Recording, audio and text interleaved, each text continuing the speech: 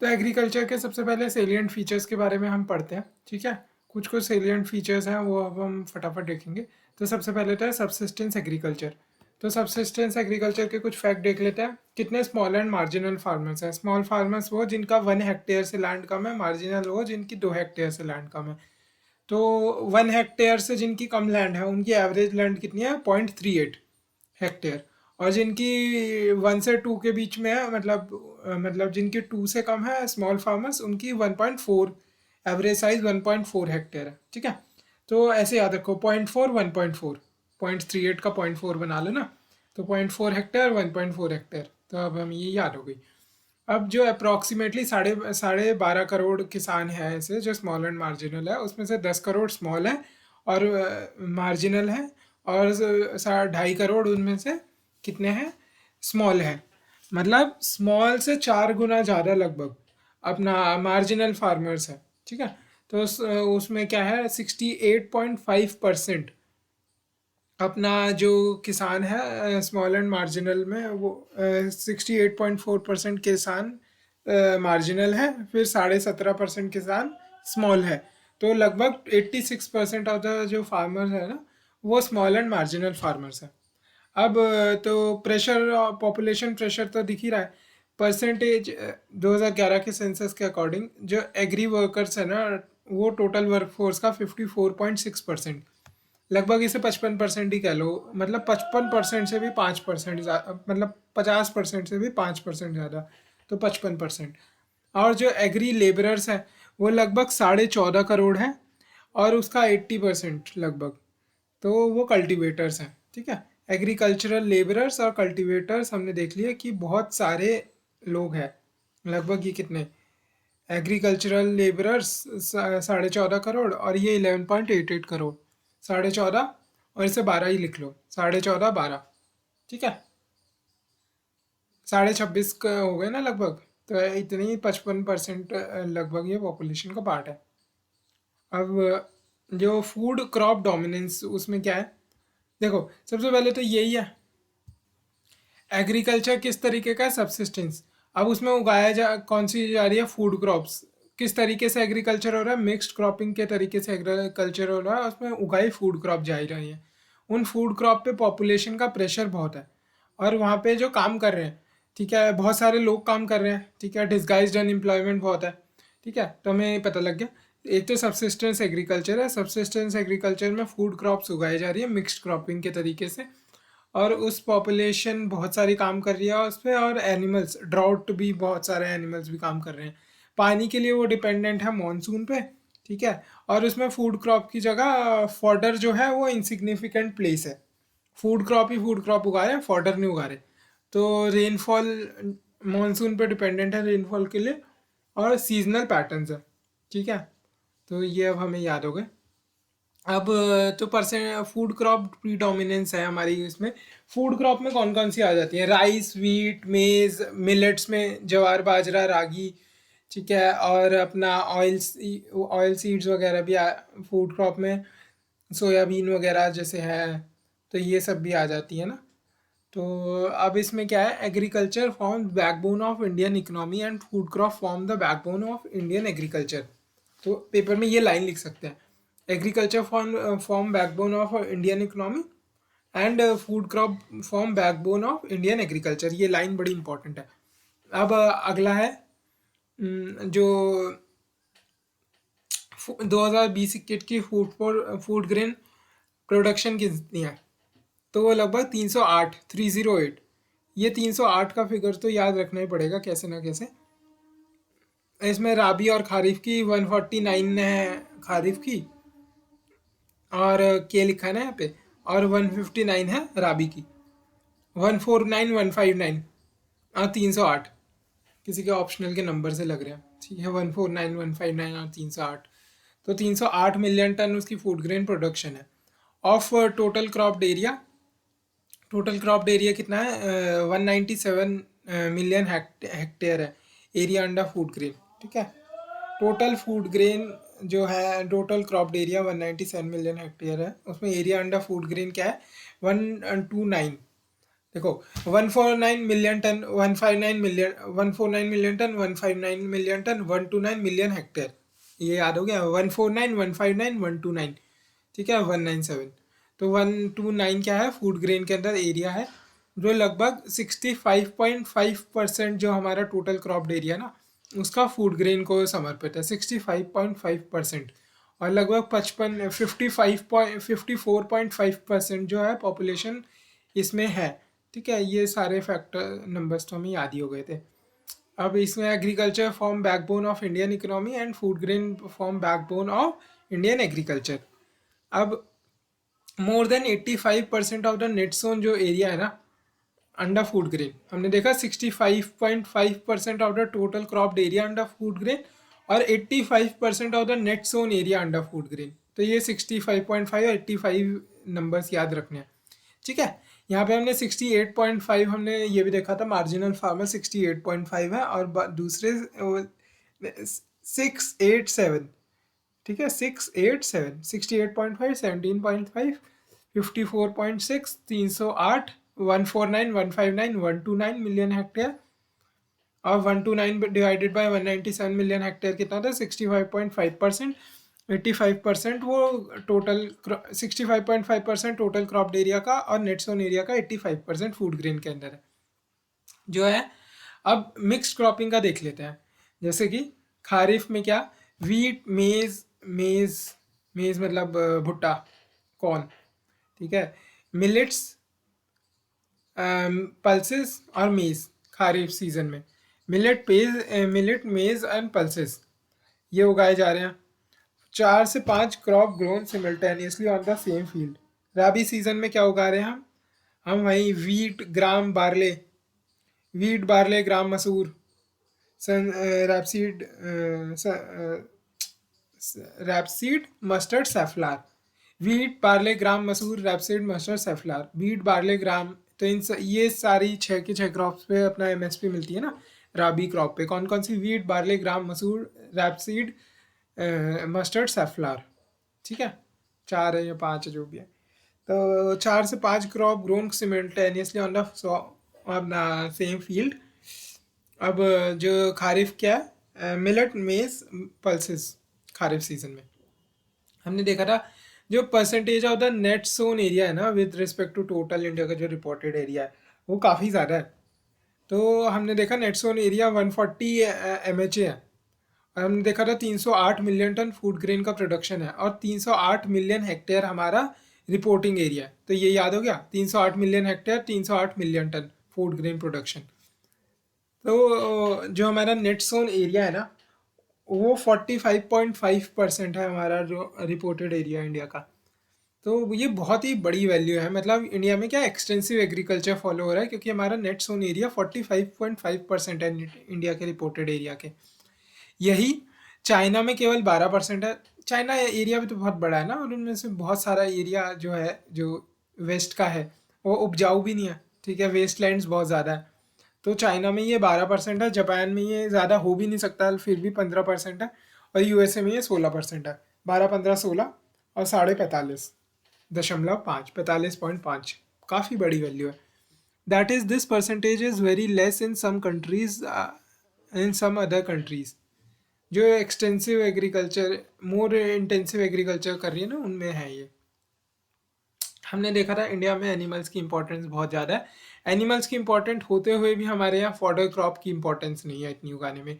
Fodder crop की importance क्यों नहीं है, क्योंकि हम फूड ग्रेन्स पे ज़्यादा ध्यान देते हैं, क्योंकि हमारा पॉपुलेशन प्रेशर बहुत ज़्यादा है। तो याद हो गया ऐसे, हमारे एनिमल्स की बहुत इंपॉर्टेंस है, फिर भी फॉडर नहीं उगाते। फॉडर इसलिए नहीं उगाते क्योंकि फूड क्रॉप उगानी है, फूड क्रॉप इसलिए उगानी है क्योंकि पॉपुलेशन प्रेशर बहुत ज़्यादा है, ठीक है। फूड क्रॉप और जो है हमारा नेटसोन एरिया इसलिए बहुत ज़्यादा है। अब जो डिपेंडेंस ऑन द मॉनसून हमारा है, जो हमारा नेट इरिगेटेड एरिया है ना वो 71.5 MHA है। ग्रॉस इरिगेटेड एरिया हमारा 102 MHA है, 102 MHA आउट ऑफ 197 MHA ना। तो उनमें कैनाल 16% है, ट्यूबवेल 35.8% है। ये वेल के अलावा है ट्यूबवेल, कैनाल 16% है, ठीक है। तो ये क्या है, ग्रॉस क्रॉप्ड एरिया की परसेंटेज की बात चल रही है। तो ग्रॉस क्रॉप्ड एरिया हमारा क्या है, 197 एम एच है, उसमें से 102 एम एच क्या है, ग्रॉस इरीगेटेड एरिया। GCA ज़्यादा होगा NCA से, नेट क्रॉप्ड एरिया से। ठीक है, तो ये याद हो जाएगा। 102, 102, इकहत्तर, साढ़े इकहत्तर, साढ़े इकहत्तर, 102, साढ़े इकहत्तर, 102, साढ़े इकहत्तर, 102, नेट इरीगेटेड एरिया साढ़े इकहत्तर, 102, साढ़े इकहत्तर, 102, साढ़े इकहत्तर, 102। यहाँ पे हमने देखा था 17.5, 17.5 है, यहीं इसका रिवर्स 71.5 है। याद हो गया, नेट इरीगेटेड एरिया। यहाँ पे हमने देखा था 308 million turns food grain production, इतना है ये इंडिया का नेट रिपोर्टेड एरिया भी इतना ही है। तो ऐसे नंबर्स रिलेट करते हुए याद करो। तो यहाँ पे 16, यहाँ पे 35.8 ट्यूबवेल। जो क्रॉप वेराइटी है, of over 10,000 variety of the rice in world, India grow 4,000 varieties. तो क्रॉप की वेराइटीज़ यहाँ पे बहुत सारी है। जो food grain food fodder given insignificant place India में, लेस देन 4% ऑफ द हमारा जो रिपोर्टिंग एरिया है ना, वो diverted to permanent pasture, devoted to permanent pasture and other grazing ground. India में एनिमल्स का यूज़ हो रहा है, लेकिन उनके लिए फॉडर नहीं है। फॉडर क्यों नहीं है? क्योंकि फूड क्रॉप उगानी है। फूड क्रॉप इसलिए उगानी है क्योंकि पॉपुलेशन प्रेशर है। फूड क्रॉप उगाते वक्त हम मिक्स्ड क्रॉपिंग कर रहे हैं। ठीक है। अब और इंडिया में इरिगेशन फैसिलिटीज़ इतनी अच्छी नहीं है, डिपेंडेंस है मानसून पे अभी भी बहुत ज़्यादा, और सीजनल पैटर्न है, जैसे खारिफ क्रॉप, राबी क्रॉप, जायद क्रॉप। ठीक है। जवार बाजरा रागी, जवार बाजरा रागी मेज़, राइस मेज़ जवार बाजरा रागी। जवार बाजरा रागी तो मिलेट्स हो गए। फिर तूर की दाल, उड़द की दाल। तूर की दाल को और भी, तूर को ट्रैप से याद रखो, तूर को ट्रैप से याद रखो। टी से तूर की दाल, फिर आर से रेड ग्राम, फिर ए से अरहड़ की दाल, पी से pigeon, pigeon P pigeon pigeon करके उसे कुछ कहते हैं। ठीक है। तो तूर की दाल, तूर उड़द मूंग, तीनों दाल है, तूर उड़द मूंग। Groundnut, groundnut soybean sunflower sesame niger seed. बाकी जो है ऑयल सीड्स है, groundnut soybean sunflower sesame niger seed. Rabi crop wheat barley gram masoor rapeseed mustard sunflower. ठीक है। अब जायद क्रॉप कौन सी है? Watermelon, musk melon, cucumber, bitter gourd, करेला होता है, fodder, strawberry, cluster beans. Labour intensive है हमारी, बहुत सारा लेबर है हमारे पास, तभी तो पॉपुलेशन प्रेशर बहुत है हमारा। 54.6% एग्रीकल्चर पे डायरेक्टली या इनडायरेक्टली डिपेंडेंट है। ठीक है। तो ये हमने फैक्टर्स याद कर लिए। कैसे याद करना है? तो एग्रीकल्चर सबसिस्टेंस तरीका का हो रहा है, उसमें भी एनिमल्स की ज़रूरत है। एनिमल्स को क्या चाहिए? फॉडर। पर हम क्या फूड क्रॉप ज़्यादा उगा रहे हैं क्योंकि हमारे देश में पॉपुलेशन प्रेशर बहुत है। तो पॉपुलेशन प्रेशर बहुत है, हर सीज़न में लगभग हम क्रॉप उगा रहे होंगे और मल्टी क्रॉपिंग तरीके से उगा रहे होंगे ताकि क्रॉप्स ख़राब ना हो। और इसीलिए ही हर सीज़न में भी उगा रहे हैं। तो टेम्पोरली तो हम ज़्यादा उगा ही रहे हैं, और हम स्पेशली भी ज़्यादा उगा रहे हैं क्योंकि हमारा नेट सोन एरिया ज़्यादा है, क्योंकि हमारा पॉपुलेशन ज़्यादा है। ठीक है। तो ये सारे हमें याद हो गए अब लिंक करके। अब अगला है ड्राई लैंड फार्मिंग। ठीक है। सबसे पहले हम dry land farming, dry farming, rainfed farming, इन सब के अंतर देख लेते हैं। बहुत छोटा सा ही अंतर है, बहुत जगह ये एक्सचेंजेबली यूज़ होते हैं शब्द। तो क्या है मोटा मोटा अंतर? जो ड्राई फार्मिंग है ना, ड्राई फार्मिंग जहाँ शब्द आ गया तो मतलब वो तो बिल्कुल सूखे में ही खेती कर रहे हैं। ड्राई लैंड मतलब कि थोड़ी रेन पड़ रही है पर लैंड ड्राई है। और रेन फेड मतलब कि रेन पे डिपेंडेंट है। लैंड ड्राई नहीं ड्राई ये नहीं पता, पर रेन पे डिपेंडेंट तो है। ठीक है, क्योंकि थोड़ी ठीक सी रेन पड़ रही होगी तो रेन पे डिपेंडेंट हो गए लोग। अब जो ड्राई फार्मिंग जो है उसमें एनुअल रेनफॉल 75 सेंटीमीटर से भी कम है। जैसे कि मरुस्थली है ना, वहाँ पे 25 सेंटीमीटर से भी रेन कम है। तो उस इलाकों में जो है ड्राई फार्मिंग करी जाएगी। अब पूरा ये जो गुजरात, ये अपना वेस्ट वाला इलाका है ना, तो ये इकोलॉजिकल रीजन में ये उसी उसका पड़ता है। यहाँ पे रेनफॉल बड़ी कम पड़ती है। तो इसीलिए वो ड्राई फार्मिंग का इलाका है। ड्राई लैंड फार्मिंग मतलब जहाँ पे 75 से 115 सेंटीमीटर, ठीक है, मतलब ईस्ट ऑफ जो ड्राई फार्मिंग रीजन पड़ रहा है, बट आइसोफाइट 100 सेंटीमीटर आइसोफाइट उससे थोड़ा ही पार जा रहा है बस। तो ड्राई लैंड फार्मिंग क्या है, 75 सेंटीमीटर से 115 सेंटीमीटर तक। तो वो अगर एरिड रीजन पे है तो dry land farming semi arid region में होगी। और रेन फेड आर्मी फार्मिंग क्या होगी, विदाउट इरिगेशन ये फार्मिंग हो रही होगी, जहाँ पे रेनफॉल लगभग 115 सेंटीमीटर के आसपास पड़ती है।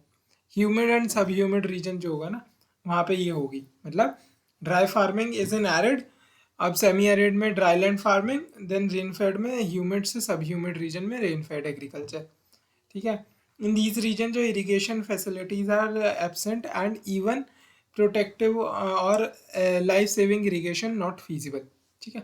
तो अब हम ड्राई लैंड फार्मिंग पढ़ रहे हैं, मतलब एरिड एरिया की बात नहीं कर रहे, अभी हम सेमी एरिड एरिया की बात कर रहे हैं, सेमी एरिड, ठीक है। बट जैसे कि मैंने बोला था ये शब्द इंटरचेंजेबली यूज़ हो रहे हैं, तो ये मरुस्थलीय वगैरह भी इसमें इंक्लूड कर ली। तो अब क्या है, अगर कोई डिफरेंस पूछ ले तो ये है, वरना तो सब सेम है। तो ये वाला जो एरिया है ना, जैसे कि ये वाला हो गया लद्दाख का कोल्ड डेजर्ट हो गया, फिर ये पूरा जो वेस्ट का एरिया है, ठीक है, और ये जो सेंट्रल इंडिया वाला एरिया है, ये वाला पूरा एरिया यहाँ तक, ठीक है।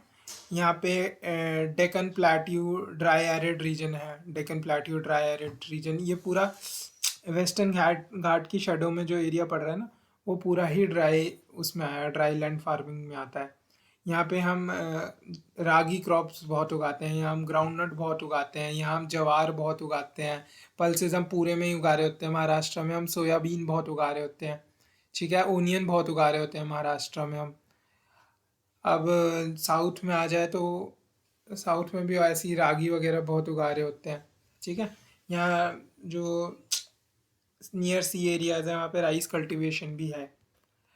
तो अब देखते हैं, 40% ऑफ इंडियाज फूड ग्रेन जो है, फूड ग्रेन में वो मिलेट्स वगैरह भी सब आएंगी ना, राइस, मेज, वीट, मिलेट्स, पल्सेस, तो वो सब उसमें आएगी। तो 40% इंडिया की जो फूड ग्रेन्स है वो इसी एरिया से आ रही है, ड्राई लैंड फार्मिंग जहाँ हो रही है ना, सेमी एरिड एरिया से ही आ रही है। अब 60% ऑफ जो जो बिलो पॉवर्टी लाइन फार्मर्स है वो भी इसी एरिया में रहते हैं। और 60% से ज़्यादा इंडिया की जो पल्सेस हैं, मिलेट्स हैं, पल्सेस मिलेट ये सब फूड ग्रेन में ही लगती है ना, तो जो 60% से ज़्यादा इंडिया की पल्सेस हैं, मिलेट्स हैं, ऑयल सीड्स हैं, वो सब इसी एरिया से आ रहे हैं, ये सब फूड ग्रेन्स में ही रखते हैं। तो वो फूड ग्रेन 40% है, क्योंकि 40% तो व्हीट राइस इतने इंक्लूडेड नहीं है ना, जो कि इंडिया की one of the major crops हैं। तो इसीलिए वो 40% हो गया 60 से डिक्रीज करके, but pulses, millets, oil seed वगैरह सब 60% से ज़्यादा है। इंडिया साइजेबल कॉटन जो है, टबैको जो है, life stock and poultry products जो हैं वो इसी एरिया से आ रहे हैं, ठीक है। याद हो गए, कॉटन, टबैको। कॉटन के लिए भी हमने देखा था कि महाराष्ट्र बहुत फेमस है, फिर राजस्थान भी फेमस है कॉटन के लिए, फिर यहाँ पे तेलंगाना वगैरह में भी कॉटन, कर्नाटका में कॉटन काफ़ी उग रही है, ठीक है। तो हमने ये देख लिया। अब सेलिएंट फीचर्स क्या है, अगर ड्राई क्लाइमेट है उसमें, अगर 25 से 50 के बीच में है तो सेमी एरिड रीजन है, 25 से 50 के बीच में है तो सेमी एरिड रीजन है, और 50 से 75 के बीच में है तो सब ह्यूमिड रीजन है। अब ड्राई लैंड फार्मिंग का अगर हम 25 से नीचे तो एरिड रीजन, 25 से 50 सेमी एरिड, फिर 50 से 75 सब ह्यूमिड, ठीक है।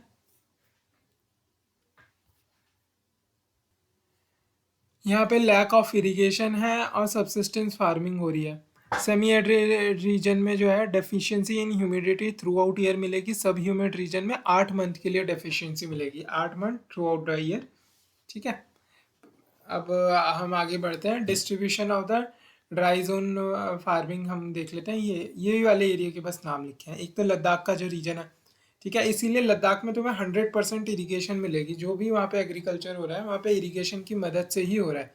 वैसे ही इस इलाके में लैक ऑफ इरीगेशन है तो ड्राई लैंड फार्मिंग करी जाती है, बट वहाँ पे इरीगेशन जो हो रहा है उससे फार्मिंग बहुत ज़्यादा हो रही है लद्दाख में, ठीक है। पर ये इस ड्राई लैंड फार्मिंग के एरिया में आएगा।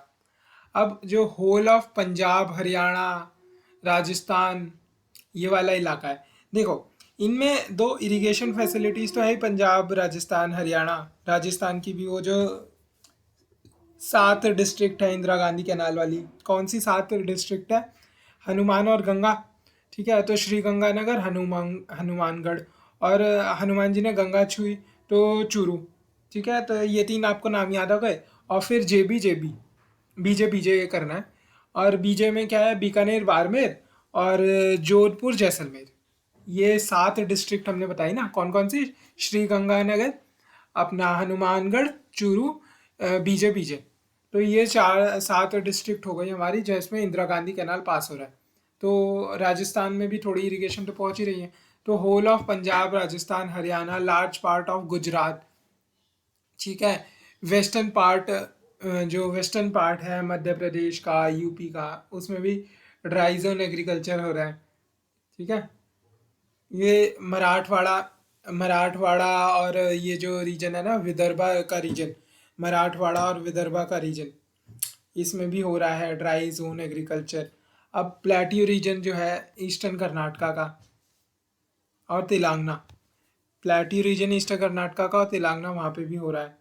और ये जो आंध्र प्रदेश की ये नीचे के डिस्ट्रिक्ट है ना, कैसे याद करनी है? करनूल कुडप्पा, करनूल कुडप्पा एक कैनाल भी है ना, तो वहाँ पे कैनाल इरिगेशन वैसे हो जाती है। तो करनूल कुडप्पा फेमस कैनाल है एक, जो नागा अर्जुन सागर से पानी लाता है। तो करनूल कुडप्पा कैनाल सिस्टम है वहाँ पे, तो करनूल कुडप्पा। और यहाँ पे क्या है? अनंतपुर चित्तौर, अनंतपुर चित्तौर, ठीक है। करनूल कुडप्पा, अनंतपुर चित्तौर, करनूल कुडप्पा, अनंतपुर चित्तौर। KCAC याद रखना है आपको, KCAC, करनूल कुडप्पा, अनंतपुर चित्तौर, करनूल कुडप्पा, अनंतपुर चित्तौर। ये रायलसीमा रीजन है।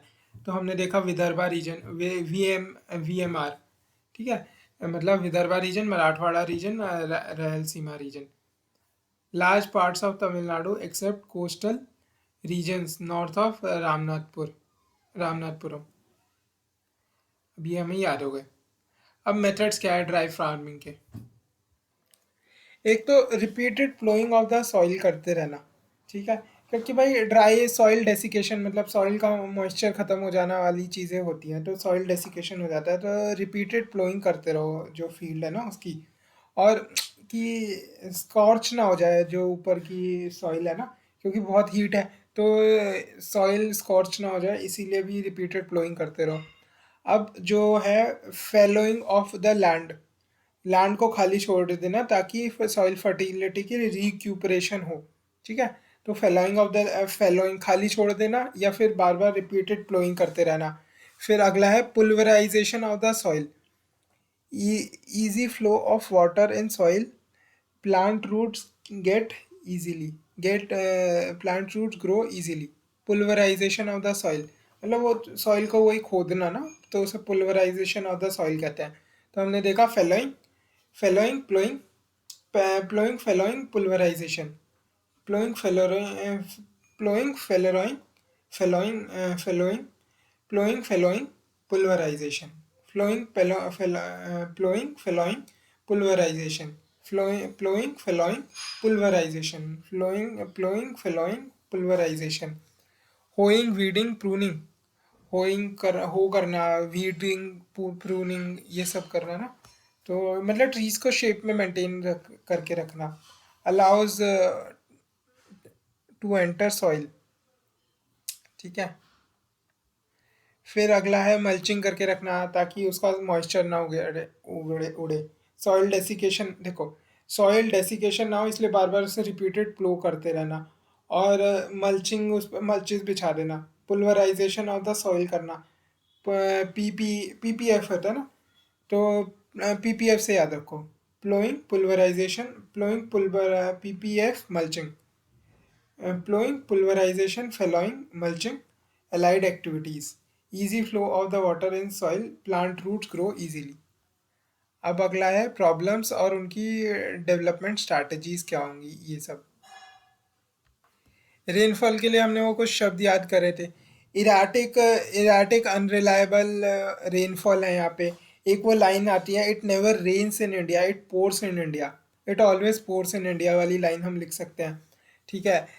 तो टॉरेंशियल रेनफॉल हो रही है जिसके कारण सॉइल का मॉइस्चर बिल्डअप हो नहीं पा रहा, और लैक ऑफ मॉइस्चर है क्योंकि अन अनरिलायबल रेनफॉल हो रही है, और लैक ऑफ मॉइस्चर है इसलिए इरिगेशन फैसिलिटीज़ भी कमी है। ठीक है। तो इसका क्या तोड़ है? तो डेवलपमेंट स्ट्रेटजी है डीप प्लोइंग इन खारिफ सीजन। खारिफ मतलब जब बारिश आती है ना, तो उस टाइम पे डीप प्लोइंग करो, breaks deeper layer of the soil, ताकि जो वाटर है वो इंटरनली पेनिट्रेट कर सके और सॉइल का मॉइस्चर जो है बिल्डअप हो सके। अब है surface flowing in rabi, help in जो है एक्सेसिंग मॉइस्चर, एक्सेसिंग नहीं, कंजर्विंग। तो अगर कहीं पे आ जाए ये लिखने को, हम रिपीटेड प्लोइंग की बात कर रहे हैं ना, repeated ploughing of the field, उसमें जब खारिफ सीजन है, जब बारिशें हो रही है तो डीप प्लोइंग, जब राबी सीजन है तो सरफेस प्लोइंग, तो डीप प्लोइंग सरफेस प्लोइंग करनी है।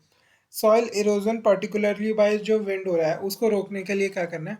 अब plant trees in rows, sand dune stabilization करनी है by planting and ploughing around contours. Yield are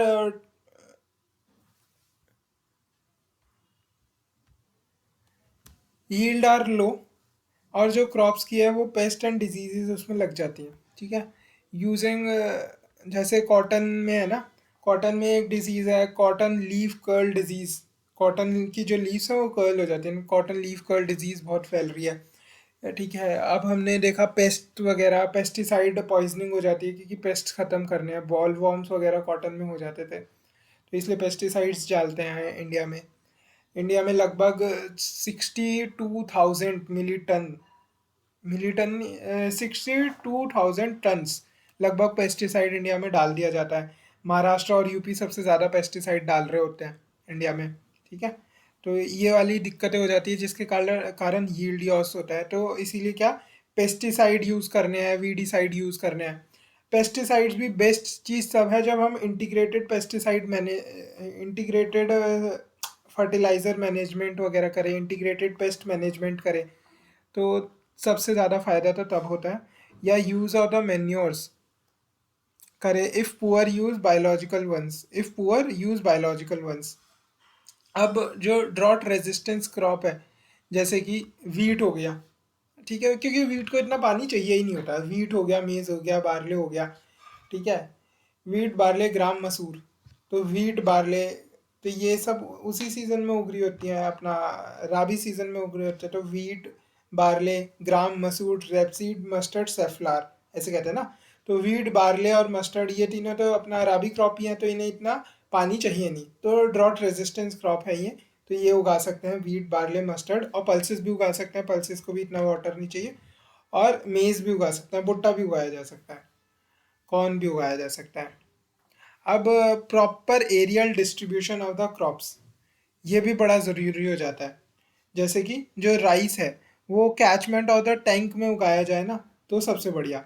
और जो जैसे क्रॉप्स है, जैसे मस्टर्ड है, सरसों है, और जो सनफ्लावर है, बी इन एरियाज ऑफ जहाँ पे स्कार्स रेनफॉल हो, क्योंकि मस्टर्ड और सनफ्लावर को बहुत ज़्यादा रेनफॉल चाहिए नहीं।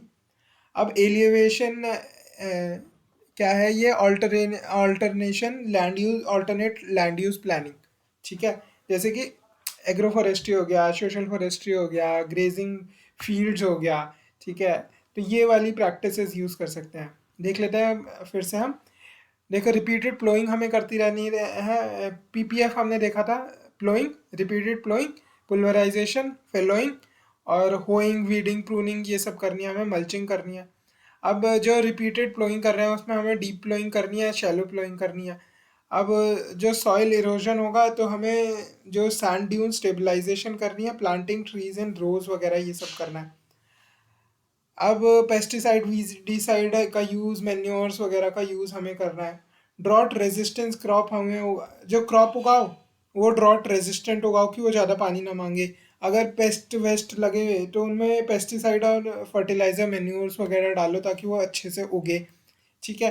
अब बाकी सॉइल का वाटर कंजर्व करने के लिए प्लोइंग करते रहो। अब proper aerial distribution of the crops with requirements, ठीक है, तो लैंड यूज़ प्लानिंग करनी भी बड़ी इंपॉर्टेंट है। और ऑल्टरनेशन लैंड यूज़ प्लानिंग जैसे एग्रो फॉरेस्ट्री, सोशल फॉरेस्ट्री वगैरह सब करना है। ठीक है, ड्राई लैंड हम देख चुके हैं, 40 60 60 ऐसे हम देख चुके हैं। अब इंडिया का जो साइजेबल है वो भी हम देख चुके हैं। हमने देख लिया ये कौन कौन से रीजन में है। रायलसीमा हम देख चुके हैं, कर्नूल कुड़प्पा और अनंतपुर चित्तौड़, कर्नूल कुड़प्पा अनंतपुर चित्तौड़ मराठवाड़ा विदर्भा रीजन। तो ये हम सब कुछ देख चुके हैं। ठीक है, तो हमने अभी तक क्या कर लिया, हमने salient features of Indian agriculture देख लिया, हमने ड्राई लैंड फार्मिंग इसमें देख ली। अब हम नेक्स्ट में थोड़ा और डिटेल में इन टॉपिक्स को देखेंगे।